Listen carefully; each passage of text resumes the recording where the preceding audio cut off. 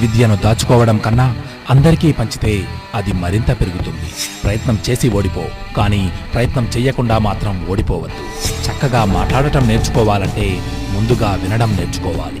కొన్నిసార్లు ఒంటరిగా ఉండటమే మంచిది అనిపిస్తుంది. ఎవరి మాటలకు బాధపడనవసరం లేదు. మన కారణంగా ఎవరూ బాధపడనూ అక్కర్లేదు. ఆశకు అంతముండదు, పైసాకి పద్ధతుండదు. ఈ రెండింటి వెనకాల పరిగెత్తే వారికి మనశ్శాంతి ఉండదు. ప్రశ్నించే గొంతే లేకపోతే ప్రతి వాడు మనని శాసించేవాడు అవుతాడు. గడిచిన క్షణాలు తిరిగి రావు, మిగిలిన జ్ఞాపకాలు దూరమూ కావు. ధనము లేనివాడు కాడు దరిద్రుడు, ధనము ఉండి గుణం లేనివాడే దరిద్రుడు. కలిసి ఉండాలని అనుకున్నవారు అర్థం చేసుకోవడానికి ప్రయత్నిస్తారు. విడిపోవాలి అనుకున్నవారు బాధ పెట్టడానికే ప్రయత్నిస్తారు. ఎంత ఆనందంగా ఉన్నా ఎవరైతే గుర్తొచ్చి మీ కంట కన్నీరు వస్తుందో వాళ్ళని మర్చిపోండి. ఎంత దుఃఖంలో ఉన్నా సరే ఎవరైతే గుర్తొచ్చి మీ పెదవులపై చిరునవ్వు ఉదయిస్తుందో వాళ్ళని వదులుకోకండి.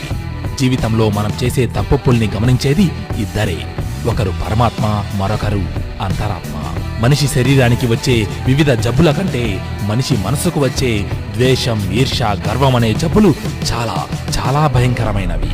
మీ వెనుక మీ గురించి తప్పుగా మాట్లాడుకునే వారి గురించి అస్సలు ఆలోచించకండి. ఎందుకంటే వారి స్థానం ఎప్పుడూ మీ వెనుకే. మంచి అనేది మనసులో ఉండాలి, చేసే పనిలో ఉండాలి, ఊరికే చెప్పే మాటల్లో కాదు. మిత్రమా, ఆఖరుగా ఒక్క మాట. పులి ఎప్పుడూ పులిలాగే జీవించాలి తప్ప పొరబాటున పిల్లిలా బ్రతకటానికి ప్రయత్నించినా అది ప్రతి అడ్డమైన గాడిదకు అలుసైపోతుంది. ఇది రాసి పెట్టుకో.